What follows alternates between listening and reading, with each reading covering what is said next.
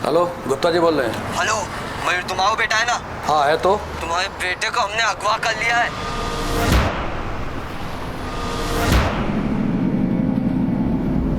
कौन बोल रहे हो तुम? अगर अपने बेटे को जिंदा देखना चाहते हो ना तो जैसा कह रहे हैं वैसा करो, वरना।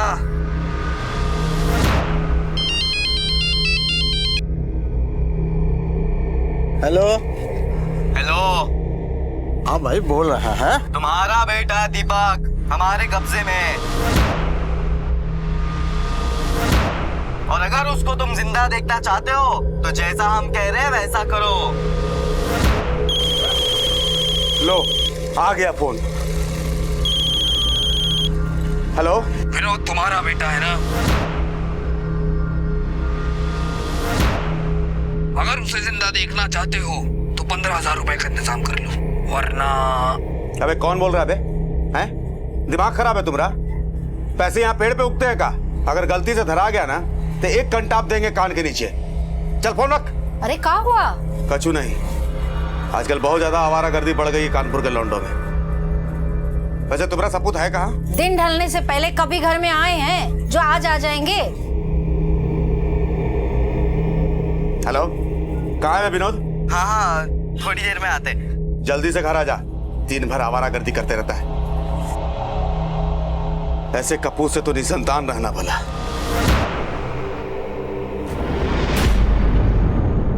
अपहरण, धमकी और फिरौती। कानपुर शहर में 3 अलग अलग लोगों को लगभग एक ही वक्त पर एक ही जैसे फोन आते हैं। तीनों को एक ही संदेश, आपके बेटे का अपहरण हुआ है। क्यों हुआ था उनका अपहरण और कौन था इसका सूत्रधार? क्या वाकई कोई 15,000 जैसी मामूली रकम के लिए किसी का अपहरण कर सकता था? क्या विनोद के पिता सरजू को इसे गंभीरता से लेना चाहिए था? साहब, शाम के 5 बजे एक फोन आया रहा, कहा कि हमारा बच्चा उसके कब्जे में। हम फोन पे उसको छाड़ दिए। हमको लगा कोनो मजाक कर रहा होगा हमारे साथ, फिर हम विनोद को फोन किए। कहाँ है विनोद? हाँ हाँ, थोड़ी देर में आते। जल्दी से घर आ जा, दिन भर आवारागर्दी करते रहता है। साहब रात के 12 बज गए लेकिन अभी तक आया नहीं। कोई फोटो है आपके बेटे की? हाँ साहब।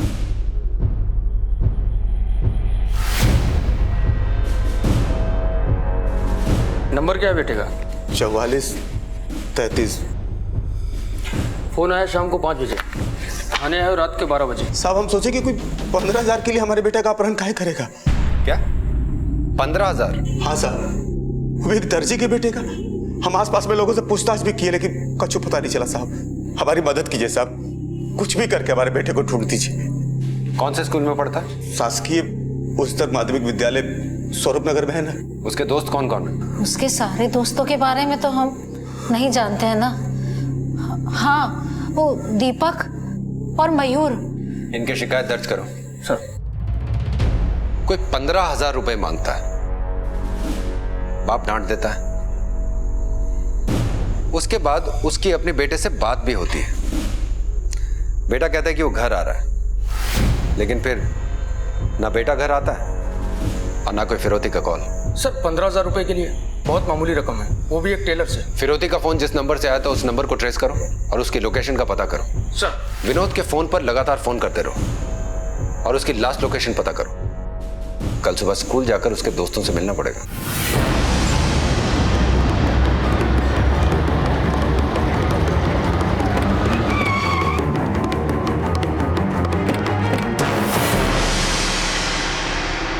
खुद भाग गया होगा विनोद और अपने बाप को परेशान कर रहा होगा। अरे एक नंबर का शैतान लड़का है वो, पहली कक्षा से जानते हैं हम उसको। पढ़ाई लिखाई में जरा भी ध्यान नहीं, धक्के मार मार के इन लोगों को पास करना पड़ता है। उसके 2 दोस्त हैं, मयूर और दीपक। उनके बारे में क्या बता सकते हैं आप हमें? चोर चोर मौसेरे भाई, इन तीनों ने स्कूल की नाक में दम कर रखा है। वो अपने मास्टर हैं दुबे जी, उन्होंने हमसे शिकायत की तो इन लोगों ने मिलकर मोटरसाइकिल पंचर कर दिया।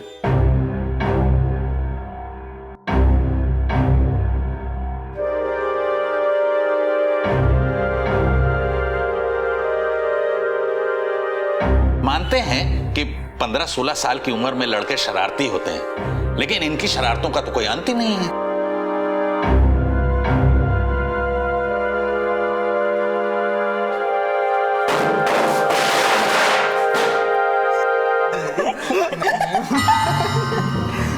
क्या क्या पढ़ाई हो रही? हाँ?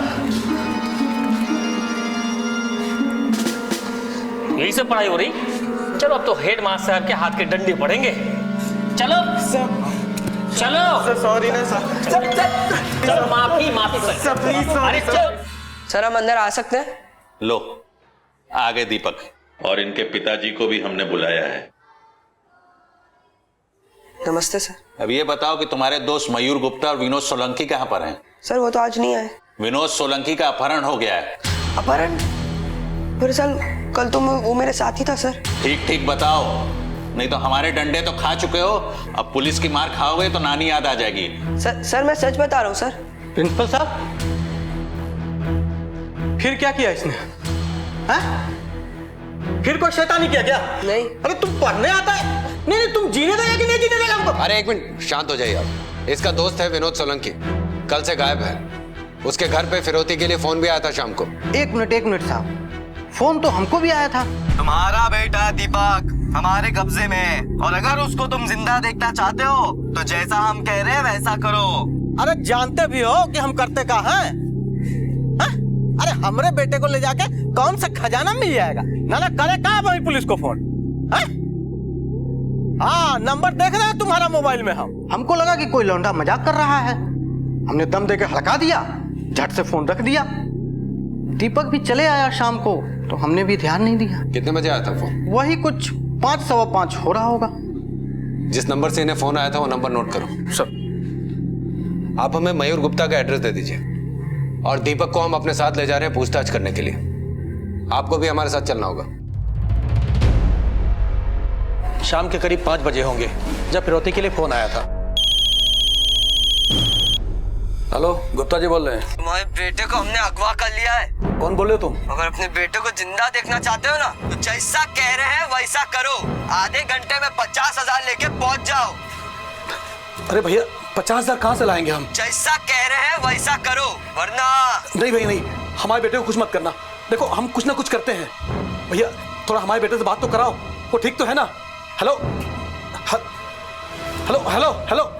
हम बहुत घबरा गए थे, जैसे तैसे करके 50,000 रुपए का इंतजाम किए और फिर फोन का राह देखने लगे। दोबारा फोन आया और वो बोला पुरानी जूता फैक्ट्री के पीछे दीवार के पास पैसे रख देना।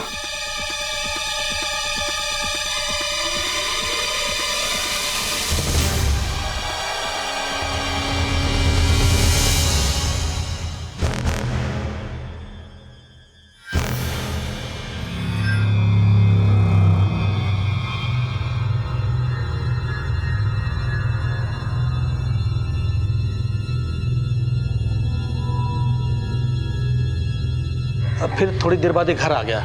हम इसको पूछे कि कहाँ था, कौन लेके गया था, तो ये बोला कि दीपक के साथ था, इसका अपहरण नहीं हुआ था। तो हम बोले अरे गधा, तो तुम्हारा फोन क्यों बंद था? तो ये बोला कि फोन का बैटरी खत्म हो गया। इतना सब कुछ हो गया और आपने पुलिस में रिपोर्ट नहीं की? तो साहब हम सोचे कि बच्चा सही सलामत घर आ गया है तो अब जो पैसा गया सो गया, अब काहे मुसीबत मोल लें। अगर उस वक्त फोन करते तो ना पैसा जाता ना विनोद गायब होता। ऐसी बातों से मुजरिमों को बढ़ावा मिलता है। अब पुलिस स्टेशन आके रिपोर्ट दर्ज करवाइए आप, और इन दोनों को हमारे साथ चलना होगा। लेकिन पूछताछ करनी है इनसे। ये कहानी शुरू हुई थी एक 15 साल के लड़के विनोद के घर ना लौटने से, और अब पुलिस के सामने एक और पहलू आया था। जिन 3 बच्चों के अपहरण के फोन आए थे वो तीनों दोस्त थे और बेहद शरारती थे। अपहरणकर्ता ने मयूर को वापस भेज दिया था, जिसके लिए उसके पिता अशोक गुप्ता ने फिरौती की रकम दी थी।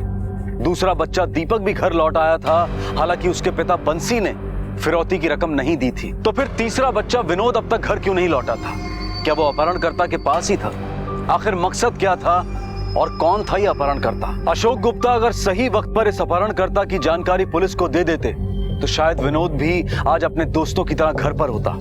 शायद पुलिस विनोद की कुछ मदद कर पाती। सर मयूर, विनोद और दीपक ये तीनों दोस्त हैं। इनमें से हर एक के पिता को फिरौती के लिए फोन जाता है और रकम मांगी जाती है 15,000 और 50,000, जिसकी जितनी हैसियत। मतलब साफ है सर, इनमें से कोई है जो इन तीनों परिवारों को जानता है। अशोक गुप्ता ने फिरौती की रकम जहां पर रखी थी तुम वहां पर जाकर पूछताछ करो। मैं दीपक और मयूर से बात करता हूं। सर तो तुम लोग हमेशा साथ में रहते हो? जी हाँ सर। कल शाम को भी साथ में थे? जी सर। कहाँ पर और किस वक्त? कल स्कूल से साथ ही निकले थे हम। और फिर वहाँ से कहाँ गए? सर हम तीनों अपने अड्डे पर। अड्डा? सर स्कूल के पीछे मंदिर है ना, तो वहाँ रोज तलैये पे जाके बैठते थे। कल शाम को जब तुम लोग वहाँ पर गए थे तो तुम्हारे साथ कौन कौन था वहाँ पर? हम, दीपक, विनोद और संजू भैया। ये संजू कौन है? संजू भैया गैराज में काम करते हैं। तुम लोगों के दोस्त हैं? नहीं सर, हमारे दोस्त नहीं, विनोद के दोस्त हैं। और हमारे स्कूल को 5 साल पहले छोड़ भी चुके थे। लेकिन जो कहिए सर, संजू भैया हैं एक नंबर के जुगाड़ू।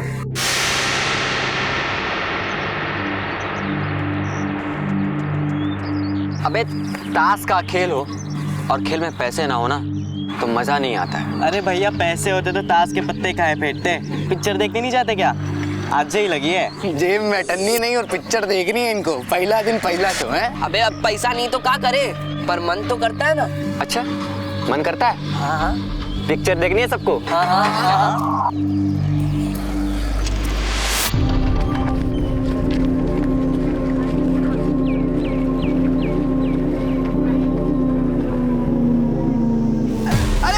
गिर जाएंगे। अरे तो गिर जाओ ना, इसमें क्या होता है? क्या कर रहे जाएंगे नीचे? भैया तुमने तो कमाल कर दिए, गुरु हो तुम गुरु। इतने में तो पिक्चर भी हो जाएगी और हफ्ते भर की मौज मस्ती भी। मगर गुरु ये तो चोरी है ना, कभी पकड़ लिए गए तो? अबे तुम शांत रहो, डरपोक हो तुम। चलो भैया पिक्चर चलते हैं, लेकिन एक सिगरेट तो मार लेने दो हमको। दो सिगरेट लो, तुम भी पियो। घर जाके मार खानी है का? अरे एक कस में क्या होता है? मुंह से महक गई तो? तुम रहने दो। भैया माहिर थे पैसे बनाने में, एक से बढ़कर एक आइडिया पता नहीं उनके दिमाग में कहाँ से आते रहते थे। और विनोद भी उनके साथ मिलकर ऐसी जुगाड़े करने लगा था। बहुत भूख लगी है यार, समोसे खाने की इच्छा हो रही है, लेकिन साला जेब तो कल ही खाली हो गया था। संजू भैया तुम खिला दो, अब तो तुम कमाते भी हो। अबे हम कौन सा डेली हरा पत्ता कमाते हैं? अच्छा हमारी भी जेब खाली है, अभी कुछ मत बोलो। अबे एक आइडिया है, लेकिन तुम लोग का ना हमारा साथ देना होगा बेटा। बताओ मंजूर है? हाँ मंजूर है, तो चलो फिर चलो आजा। हाँ तो लिया समोसा 5 रुपया। भैया एक समोसा है 5 रुपए का, और तो 1000 का हुआ 5000। और ये बर्फी दे रहे 200 रुपया किलो। बगल वाली दुकान में रेट कम था ना? हाँ वहाँ तो 5.25 में राजी था, और बर्फी का तो 2.25 बोला था ना। हाँ यहाँ रेट बहुत ज्यादा है। चलो यहाँ चलो। भैया रुको तो सही, कितना समोसा चाहिए? पूरा 1000। कल इनके स्कूल में फंक्शन है, मास्टर जी कहे हैं कि आसपास के जितने भी हलवाई की दुकान है जाकर भाव पता कर लो, जहाँ पे अच्छा लगे ले लेंगे। लेकिन भैया आपके दुकान पे ना भाव बहुत ज्यादा है। चलो चलो यहाँ। अरे भैया रुको तो सही, अंदर आजा, अंदर आओ। भाव की क्या बात है? जो तुम लोगों को अच्छा लगे दे देना। लेकिन अंकल ऐसा ना हो कि भाव तो कम कर दिए तो समोसे के अंदर का मसाला भी कम कर दो। क्या बात कर रहे हो तुम लोग? मसाला कम कर देंगे तो तुम लोग दोबारा दुकान पे आओगे क्या? बोलो। तुम लोग तो बस एक बार समोसा को चखो, ऐसा समोसा पूरे कानपुर में कहीं नहीं मिलेगा।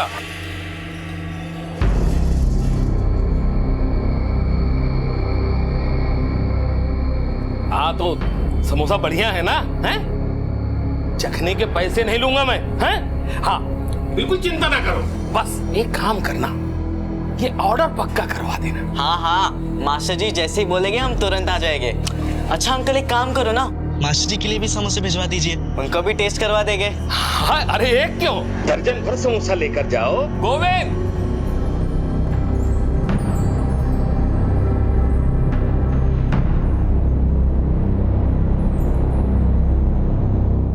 विनोद और संजू भैया दोनों का दिमाग ऐसा चलता था सर कि पूछिए मत। अच्छा अगर वो लोग ऐसे थे तो तुम लोग कौन से भोले भंडारी हो? वो आइडिया लेकर आते थे तो मस्ती तुम लोग भी करते थे ना? नहीं सर हम तो उसे समझाते थे कि चोरी करना गलत बात है, पर वो मानता ही नहीं था। अच्छा इस विनोद से तुम लोग आखिरी बार कब मिले थे? सर कल शाम को अपने अड्डे पर तलैया के किनारे।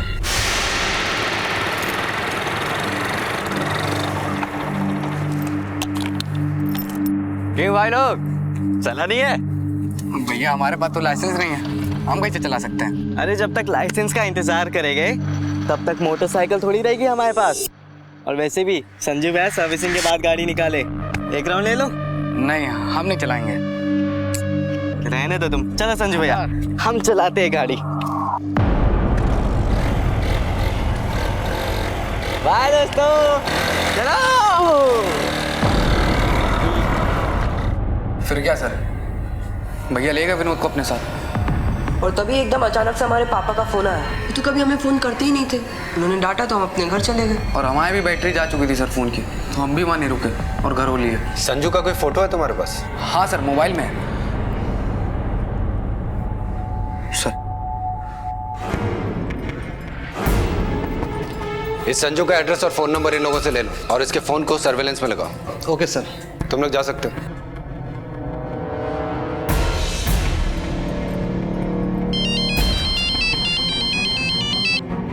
हाँ यादव बोलो। सर उस बाइक का सीसीटीवी फुटेज मिल गया है।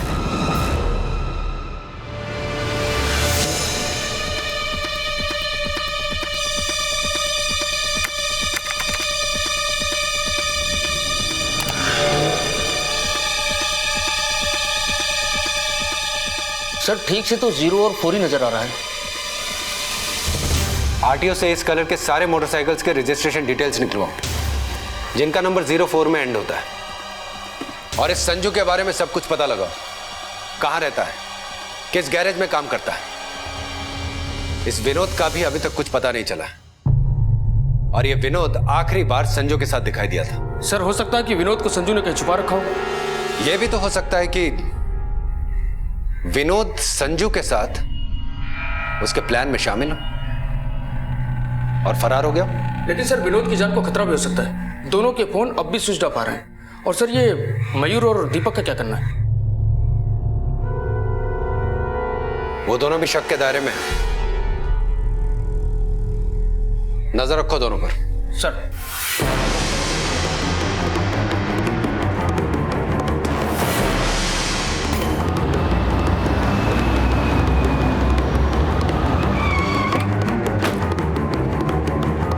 संजू यहाँ काम करता है? संजू? हाँ साहब। क्या बात है साहब? कहाँ है वो? वो आगरा गया है किसी को छोड़ने के लिए। आगरा गया किसी को छोड़ने? हाँ वो ड्राइवरी करता है ना साहब। किसके साथ गया है? ये तो नहीं मालूम है साहब, वो तो यहाँ पे दिहाड़ी पे काम करता है ना साहब, बोल के चला जाता है। अब हम नहीं पूछते हैं ना कि किसके साथ जाता है वो जैसे आता है हमें तुरंत इन्फॉर्म करो। हाँ साहब।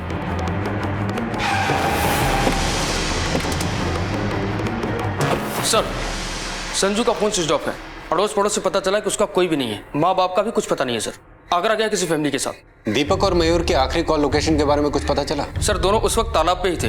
विनोद के पिताजी को फिरौती के लिए जो कॉल्स गई हैं वो नंबर पीसीओ का है, जो उसी गैरेज के पास है जिसमें संजू काम करता है। सर सारे सबूत संजू को शक के घेरे में लाते हैं और सर वो गायब है और उसके खिलाफ कोई क्रिमिनल रिकॉर्ड भी नहीं है। मेरा अनुमान है कि ये काम किसी नौसिखिए का हो सकता है सर। संजू की इन तीनों से दोस्ती थी, जाहिर सी बात है कि उसके पास इन फैमिली वाले के नंबर तो होंगे ही। हो सकता है कि दोनों साथ में हो और मजे कर रहे हो। मयूर के बाप से पैसा तो इन दोनों को मिल ही गया था। एक काम करो, आगरा पुलिस को कांटेक्ट करो और विनोद और संजू की डिटेल्स इन्हें भेजो। हमें इन दोनों के बारे में जल्द से जल्द जानकारी चाहिए। सर अब तक की तहकीकात से पुलिस के सामने एक ही नाम आ रहा था और वो था संजू। पुलिस के कुछ अनुमान थे और उनमें से एक ये था कि इस जुर्म की कहानी किसी नौसिखिए ने लिखी थी। संजू कोई पेशेवर मुजरिम था, उसके हाथ आने तक ये केस सुलझने वाला नहीं था।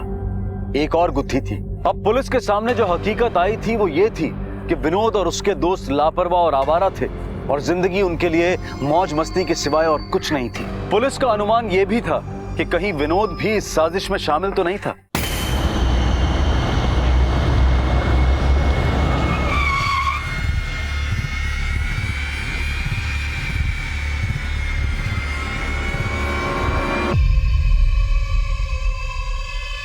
चलो विजय हटो प्लीज। सेट विजय हटो।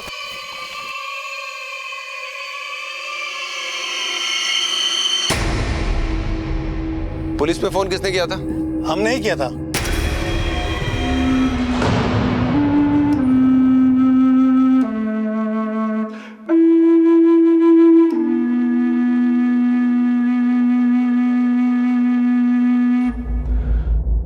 विनोद के सर में गहरी चोट के निशान है और गले पे स्ट्रेंगुलेशन के निशान। सिर पे चोट है किसी भारी चीज से की गई है और गले का जो स्ट्रेंगुलेशन है वो किसी बेल्ट या बेल्ट जैसी चौड़ी चीज से की गई है। मौत कितने बजे हुई है? मौत 24 घंटे पहले हो चुकी है।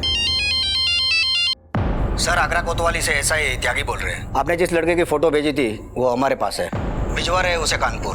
ठीक है।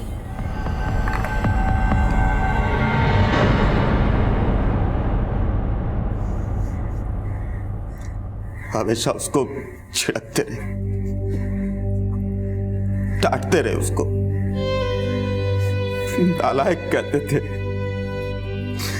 अभी कहते कि ऐसी औलाद से तो निसलताल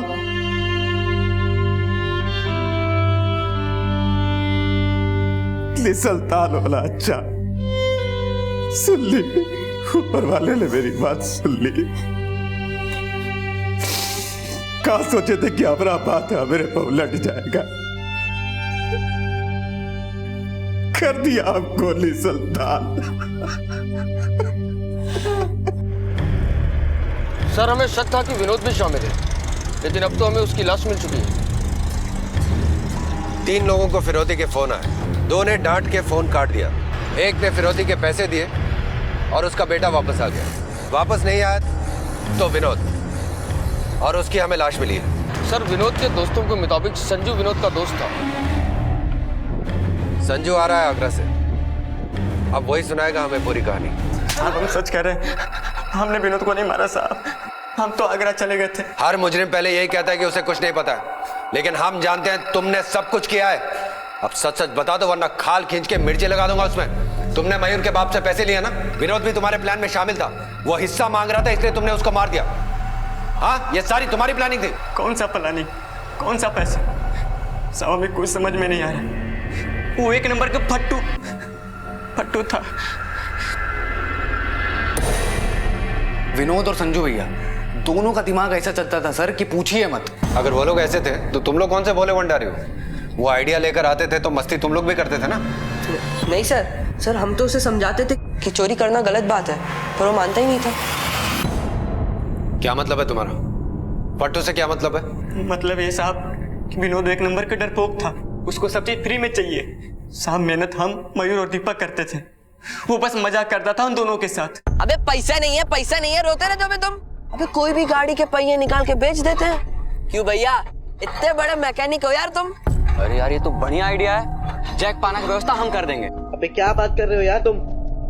पकड़े गए ना तो पटक पटक के मारे जाएंगे। अबे छोड़ो ना यार, कैसे पकड़े जाएंगे? और कोई पकड़ने आ भी गया तो तुरंत वहां से भाग लेंगे। नहीं यार, हमको नहीं करना। अबे यार बड़े डरपोक हो तुम। चलो भैया काम करते हैं।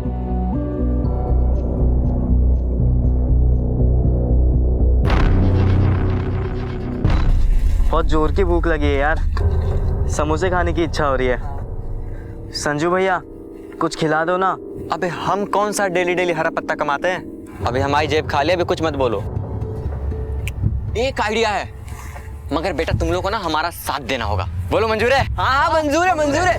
अरे संजू भैया 5 रुपए का एक समोसा तो 1000 हुए 5000 के, और ये बर्फी दे रहा है 200 रुपए किलो। अरे वो बाजू वाली दुकान में तो रेट कम था ना। तो चलो भैया फिर वहीं चलते हैं। हाँ चलो यार चलो।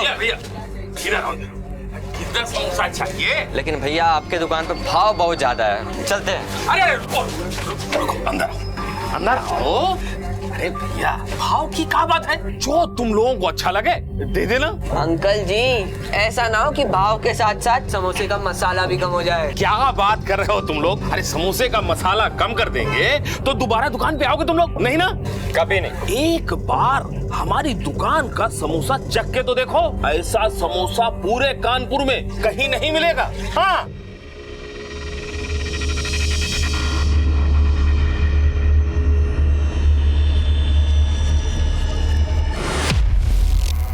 अरे कहाँ ना बे, जगेंगे नहीं तो ऑर्डर कैसे देंगे? ओपन समोसे खराब निकले तो मास्टर जी हम ही कंटा मारेंगे।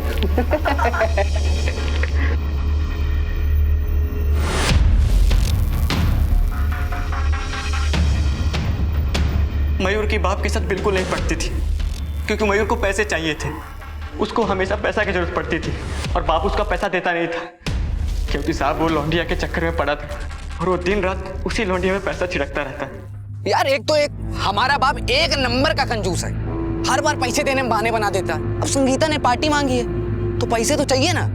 अब हमने भी सोच लिया गुरु, सीधी उंगली से अगर घी नहीं निकलेगा तो उंगली टेढ़ी करके ही निकालेंगे।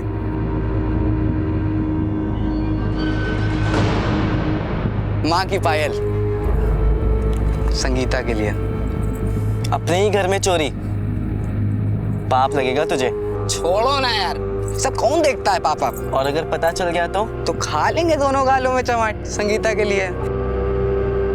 उस दिन तुम विनोद को अपने साथ बाइक पे लेकर गए थे, कहाँ छोड़ा था तुमने उसको? साहब हम एक चक्कर लगा के उसको अड्डे पे छोड़ दिए थे। विनोद को बिल्कुल शौक नहीं था बाइक चलाने का, वो बस पीछे बैठता था। लेकिन हाँ, मयूर और दीपक हमेशा मेरे पीछे लगे रहते थे कि मुझे बाइक दे दो। लेकिन साहब अपने पैर पे कौन कुल्हाड़ी मारेगा, एक तो उनके पास लाइसेंस नहीं और बाइक तो ऐसे चलाते थे जैसे धूम 3 के हीरो। साहब हम सच कह रहे हैं, विनोद को मैंने उसके अड्डे पे छोड़कर मैं मोटरसाइकिल डिलीवरी के लिए चला गया था। संजू भैया, तुम ऐसे कस्टमर्स की बाइक चलाते हो, तुमको डर नहीं लगता कि कभी पकड़े गए तो? तुम्हारी यही बात ना कभी कभी मुझे बहुत गुस्सा दिलाती है। जब देखो तब ज्ञानी देते रहते हो। अरे मजाक करने के लिए थोड़ी ना बाइक चलाते हैं, सर्विसिंग करके चेक करते हैं कि उसका कंडीशन सही है या नहीं। वैसे एक बात कहें, तुम्हारी बात सुनकर ना पहले बहुत गुस्सा आता है, इसके बाद एहसास होता है कि नहीं तुम सही हो गुरु, जो गलत है सो गलत है। आजकल हम गलत काम करते करते भी रुक जाते हैं। तुम मयूर और दीपक को क्यों नहीं समझाते हो? शायद तुम्हारी बात माने हो। संजू भाई, मयूर और दीपक हमारी बात कभी नहीं मानेंगे। ये भी सही कह रहे हो। उन ससुरों का ना लक्षण कुछ ठीक नहीं है। देखना एक दिन कभी ना कभी कांड कर देंगे। तुम उनके साथ टाइम पास क्यों कर रहे हो? उनका साथ छोड़ दो। संजू भैया, हमारी पहली कक्षा के दोस्त है वो लोग, और अभी हमें भी उनका साथ अच्छा लगता है। लेकिन एक बात तो तय, हम बड़े होकर हमारे पापा के काम में हाथ बटाएंगे, उनकी मदद करेंगे और उनको है ना कभी कपड़े सीने नहीं देंगे। चलो जो तुम्हें ठीक लगे। अच्छा हम बाइक डिलीवरी करने जाना है, तुम चलो, तुम्हें हम छोड़ देते हैं, आ जाओ। ठीक है भैया। हमने विनोद को नहीं मारा। एक ही घटना के अब 2 अलग अलग चित्र पुलिस के सामने थे। एक जो मयूर और दीपक ने बयां किया था और दूसरा वो जो संजू ने बयां किया था। किसका बयां सच था? कौन झूठ बोल रहा था? मयूर और दीपक या फिर संजू? सर, शर्मा फैमिली से कांटेक्ट हुआ है। संजू उस शाम से ही उनके साथ था। वो लोग 4:30 बजे आगरा के लिए निकल गए थे। सर, आरटीओ डिपार्टमेंट से इन्फॉर्मेशन आई है। उन्होंने कुल 4332 मोटरसाइकिल्स के नंबर निकाले हैं, जिनका आखिरी नंबर 04 है। वो डिटेल्स मेल कर रहे हैं सर।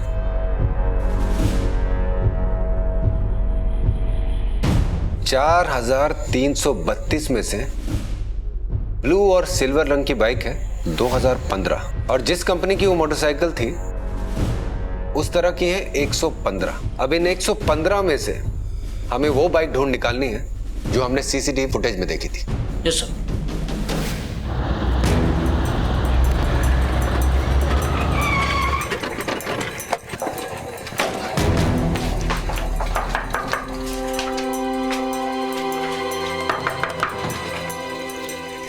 आपके घर की तलाशी लेनी है। देखो, चेक करो सब। क्या हुआ? तुम इधर आओ। चलो इधर आओ। सर हमने कुछ नहीं किया सर।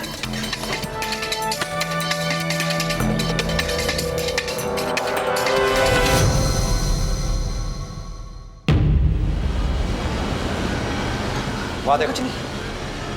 सर ये देखिए, इसके बैंक से पैसे मिले। यादव, ये एड्रेस देखो। ये एड्रेस तो दीपक के पास वाले घर का है। सर हमने कुछ नहीं किया सर। अम्मा हम सच कह रहे हैं। हमें ये पता चल गया कि तुम कौन सी बाइक लेके ये फिरौती के पैसे लेने गए थे। सामने वाले घर की बाइक थी वो, और तुम्हारे साथ मयूर भी था, है ना?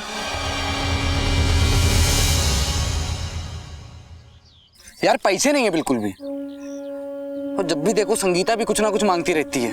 तुमने ना यार लौंडिया को एकदम सिर पे चढ़ा रखा है। गुरु तुम समझोगे नहीं, छूती है तो मानो करंट सा लगता है। हमने भी एक बार लौंडिया का हाथ पकड़ा था, हमें भी लगा था करंट, लेकिन कंटाप वाला। अब उंगली पकड़ा रही है और तुम सीधा से लपक के हाथ पकड़ लोगे तो सीधा गाल पे कंटाप ही खाओगे ना। अबे हमारे नजर में भी एक लौंडिया है। कौन? अबे वो सुमन। अबे उसका बाप गुंडा है, तुम्हारे चक्कर में हमें भी हाउ के पे लेगा। अब यार तुमने तो बिल्कुल डरा दिया हमें। ये सब बात छोड़ो यार, ये सोचो पैसा कहाँ से निकालें। और छोटे हाथ मारने से कुछ नहीं होगा, अब बड़ा ही हाथ मारना पड़ेगा। पर करोगे कहाँ? अपहरण में बहुत पैसा है, हम पढ़े हैं। अगर हम तुम्हारे बाप को फोन करके बोलें कि दीपक हमारे कब्जे में, तो कुछ ना कुछ तो पैसे देंगे ना। अबे हमारे पापा जी टैक्सी चलाते हैं, वो तुम्हें 2 पैसे भी नहीं देंगे। अबे लड़के हो, खुद नहीं देंगे, किसी से मांगेंगे। और अगर 10-15 हजार भी देंगे तो जो मिलेगा उसको आधा आधा कर लेंगे। अबे लेकिन वो लाएंगे कहाँ से 15,000? सोचो, अगर एक फोन तुम्हारे बाबूजी को, एक विनोद के और एक हमारे, अगर एक के घर से भी 15,000 आता है तो कुल आए 45,000। तीनों मिलके आधा आधा बांट सकते हैं। और इसमें बुराई क्या है? घर का पैसा घर में है तो लौंडे ना, आप उनसे नहीं लेंगे तो किससे लेंगे? बात तो तुम एकदम सही कह रहे हो यार, पर वो विनोद 1 नंबर का डरपोक है साला, वो नहीं मानेगा ना। हम मनाएंगे उसको, एक आइडिया है हमारे पास।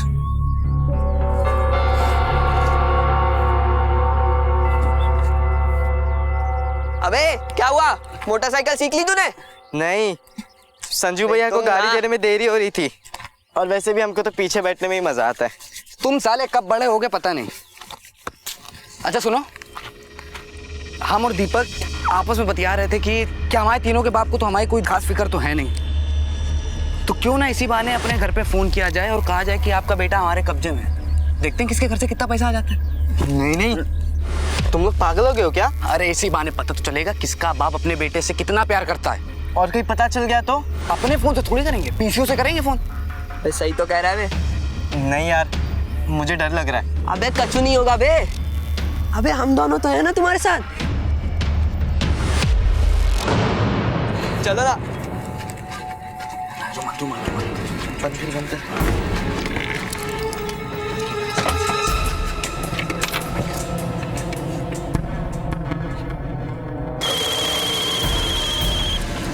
हेलो विनोद, तुम्हारा बेटा है ना, अगर उसे जिंदा देखना चाहते हो तो 15,000 रुपए का इंतजाम कर लो, वरना। दिमाग खराब है तुम्हारा? पैसे यहाँ पेड़ पे उगते हैं का? अगर गलती से धरा गया ना तो 1 घंटा देंगे कान के नीचे। चल फोन रख। अबे क्या हुआ बे? गरिया रहे हैं तुम्हारा बाप। तुम करो मैं दीपक के घर पे कॉल करता।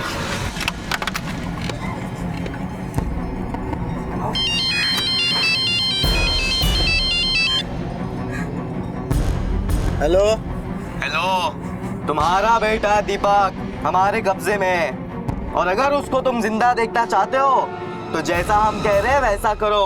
अरे जानते भी हो कि हम करते क्या हैं? अरे हमारे बेटे को ले जाके कौन सा खजाना मिल जाएगा? ना करे कहाँ भाई पुलिस को फोन? हाँ, नंबर देख रहे हैं तुम्हारा मोबाइल में हम। क्या हुआ?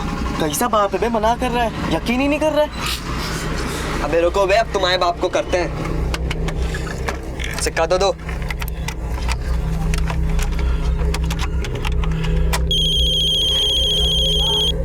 हेलो, गुप्ता जी बोल रहे हैं? मयूर तुम्हारा बेटा है ना?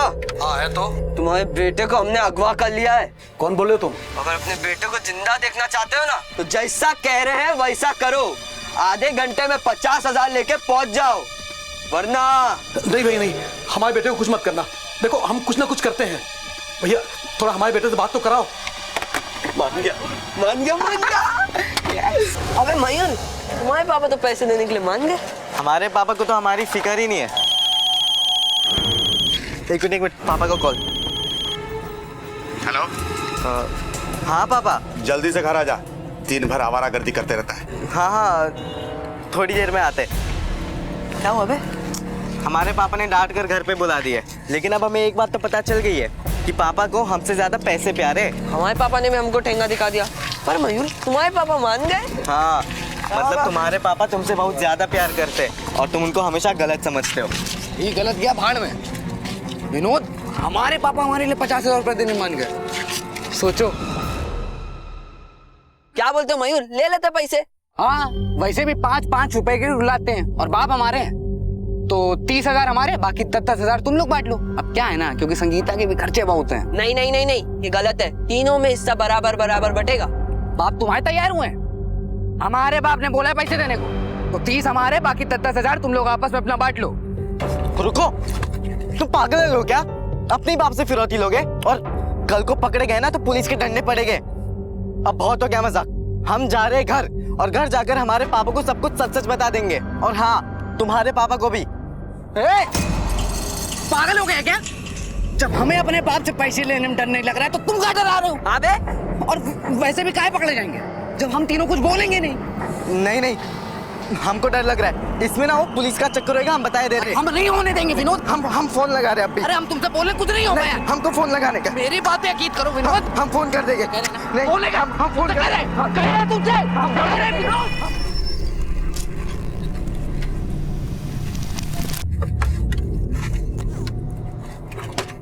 हेलो, 50,000 रुपए लपेट कर पुराने जूते फैक्ट्री के पीछे एक दीवार है, वहां रख देना। पैसे मिलते ही तुम्हारा बेटा सही सलामत घर पहुंच जाएगा।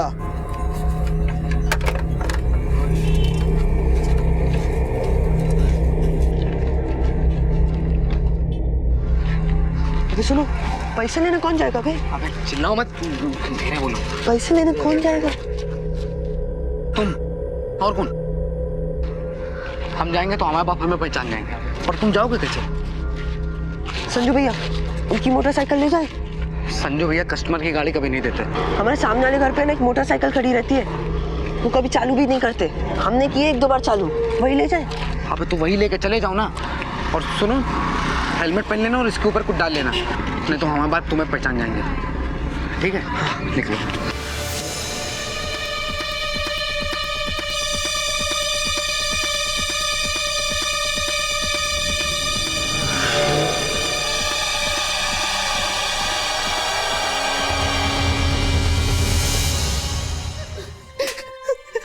जिंदगी बर्बाद कर ली अपनी। अरे नालायक, हम तुझे प्यार नहीं करते, ऐसा सोच भी कैसे लिया तूने? अरे पैसा नहीं देते थे क्योंकि तेरी फिक्र थी हमें, तू हाथों से निकला जा रहा था। क्या कर दिया तूने? हाँ, क्या कर दिया? अपनी जिंदगी बर्बाद कर दी।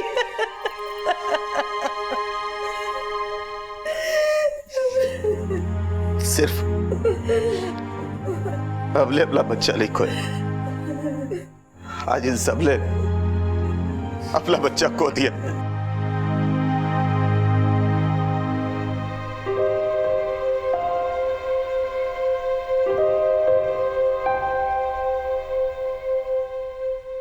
मजाक, मस्ती, शरारत, इन सब की एक हद होती है। तुम दोनों ने वो हद पार कर दी। तुमने सिर्फ अपने दोस्त का खून नहीं किया, बल्कि दोस्ती का भी गला घोंट दिया।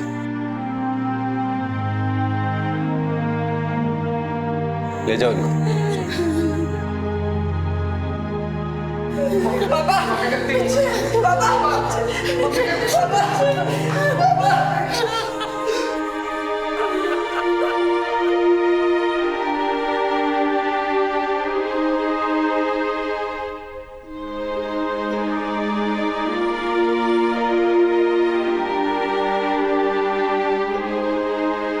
कानपुर पुलिस ने कड़ी मेहनत और अपनी सूझबूझ से इस केस को बहुत जल्द सुलझा लिया। मुजरिम पेशेवर नहीं बल्कि नौसिखिए थे। वो दोनों ही टीनेज यानी कि किशोर अवस्था में थे। मयूर और दीपक इस जुर्म के सूत्रधार थे। ये जुर्म शुरू हुआ था एक खेल की तरह और खेल ही खेल में 2 टीनेज बच्चों ने अपने एक दोस्त की जान ले ली। टीनेज या किशोर अवस्था जिसमें वो ना बच्चे होते हैं ना बड़े, वो उम्र की ऐसी दहलीज पर खड़े होते हैं जहां उनकी समझ पूरी तरह से अभी विकसित नहीं हुई होती। आंकड़े बताते हैं कि इन दिनों टीनेजर्स द्वारा किए गए जुर्म की संख्या बढ़ती जा रही है। पढ़े लिखे बच्चे भी मस्ती और थ्रिल के लिए जुर्म कर बैठते हैं। आखिर ऐसा क्या है इस उम्र में कि बच्चे गुमराह हो जाते हैं? इस उम्र में बच्चे अगर किसी ऐसे अडल्ट, ऐसे बड़े के संपर्क में आते हैं जो थ्रिल के लिए छोटे मोटे जुर्म करता हो, तो टीनेज बच्चे उसके प्रति आकर्षित हो जाते हैं। इस केस की चार्जशीट में शायद संजू का नाम ना हो, लेकिन मयूर और दीपक को गुमराह करने में उसका बहुत बड़ा हाथ था। इस उम्र में माँ बाप का अपने बच्चों को वक्त देना, उनके अच्छे बुरे को समझना बेहद जरूरी है। इस केस में भी अगर माँ बाप और बच्चों के बीच में ऐसा संवाद, ऐसा कम्युनिकेशन हुआ होता तो शायद ये जुर्म होता ही नहीं। मयूर और दीपक के खिलाफ पुलिस ने जुवेनाइल एक्ट के तहत चार्जशीट फाइल कर दी है। जुवेनाइल क्राइम आज के दौर की एक गंभीर समस्या है। जरूरी है कि हम इसकी गंभीरता को समझें और इसे एक जुर्म की तरह से नहीं बल्कि एक सामाजिक समस्या की तरह से देखें। संवाद बेहद जरूरी है उम्र की उस दहलीज पर खड़े बच्चों से जो ना बच्चे हैं ना बड़े। इसी विचार के साथ मैं अनूप सोनी आपसे विदा लेता हूं। फिर मुलाकात होगी अगले एपिसोड में एक और चौंका देने वाले केस के साथ। तब तक अपना और अपने परिवार का ख्याल रखें और देखते रहें क्राइम पेट्रोल डायल 100। सबक एक को सीख हम सबको। जय हिंद।